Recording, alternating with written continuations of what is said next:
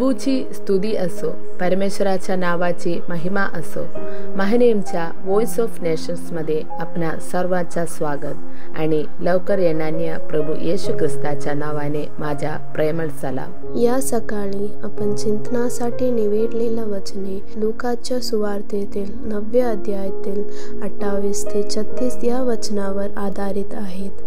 ही शास्त्रवचने येशू ख्रिस्त जेव्हा या पृथ्वीवर होते तेव्हा ते 100% मानव आणि त्याच वेळी 100% देव होते हे स्पष्टपणे सांगतात. आपण वाचतो की येशू आपल्या शिष्य पेत्र, योहान आणि याकोब यांना घेऊन प्रार्थनेसाठी डोंगरावर गेले. येशू बऱ्याच वेळा एकटेच प्रार्थना करण्यासाठी डोंगरावर जात असत असे आपण अनेक ठिकाणी वाचतो, पण इथे त्याच्या उलट त्यांनी आपले शिष्यही सोबत नेले.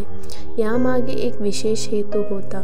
येशू या पृथ्वीवरून परत जाण्यापूर्वी आपल्या तेजाचं प्रकटीकरण शिष्यांसमोर करायचा होता. प्रिय बांधवांनो, केवळ जे प्रार्थनेच्या डोंगरावर चढतात तेच देवाच्या पूर्ण तेजाचे दर्शन घेऊ शकतात. आपल्याला सदैव आत्म्याने प्रार्थना करत जागृत राहून जीवन जगावे लागेल. पवित्र आत्म्याच्या उपस्थितीच आपल्याला त्या तेजाकडे घेऊन जाते. इथे आपण पाहतो की येशू डोंगरावर चढल्यानंतर त्वरित प्रार्थना करू लागले. त्याचे चेहऱ्याचे रूपांतर झाले, त्याचे कपडे शुभ्र आणि तेजस्वी झाले. एक सुंदर चित्रातील फुलपाखरू जशी बनते तसाच येशू रूपांतरित झाले. त्या तेजात मोशे आणि एलिया प्रकट झाले. व्यवस्था, भविष्यवाणी आणि प्रेरित एकत्र दिसले. एक अद्भुत दृश्य. पण शिष्य झोपले होते म्हणून काहीच समजू शकेल नाहीत. बंधूंनो आणि भगिनींनो, तुम्हाला का वाटते आपण आपल्या जीवनात देवाचे तेज पाहू शकतो? त्यासाठी आपली आत्मा जागृत असली पाहिजे.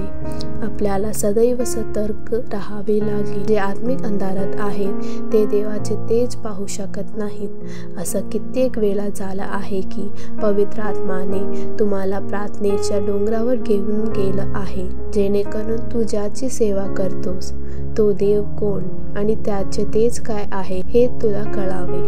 माझ्या प्रभूला हे तुला सांगण्याची फार इच्छा होती. बंधूंनो, देवाच्या तेजाच्या दर्शनासाठी तुमचे आत्मिक डोळे उघडले जावेत हीच प्रार्थना आहे. जेव्हा शिष्य झोपेतून जागे झाले तेव्हा त्यांनी येशूचे तेजस्वी रूप पाहिले. त्याच्यासोबत उभे असलेले पुरुष पाहिले. पेत्राने जेव्हा देवाचे तेज पाहिले तेव्हा त्याला आपले झाले होडी अगदी आपले कुटुंबही आठवले नाही. तो स्वतःलाही विसरला. त्याने काय बोलले हेही त्याला समजले नाही. तो म्हणतो, गुरु, आपण इथेच राहणे चांगले आहे. प्रिय हो, या जगातल्या सर्व गोष्टींपेक्षा अधिक मूल्यवान आहे देवाची उपस्थिती. त्याच्या उपस्थितीत समाधान आहे आणि त्याच्या उजव्या हातात आनंद आहे. त्या दिव्य उपस्थितीमध्ये जाण्यापूर्वी पेत्र झोपत होता, पण जेव्हा त्याने ती उपस्थिती ओळखली तेव्हा तो म्हणतो, आपण मोशे, एलिया आणि येशूसाठी 3 तंबू तयार करूया आणि आपण इथेच राहूया. आता आम्हाला इथून कुठेही जायची गरज नाही. बंधूंनो, हेच आहे देवाच्या उपस्थितीचे वैशिष्ट्य. जेव्हा आपण स्वतःला विसरतो आणि इतरांसाठी जीवन द्यायला प्रेरित होतो, जेव्हा आपण देवाची खरी उपस्थिती अनुभव लागतो, तेव्हा आपली आत्मिक पातळी बदलते, आपली दृष्टी बदलते.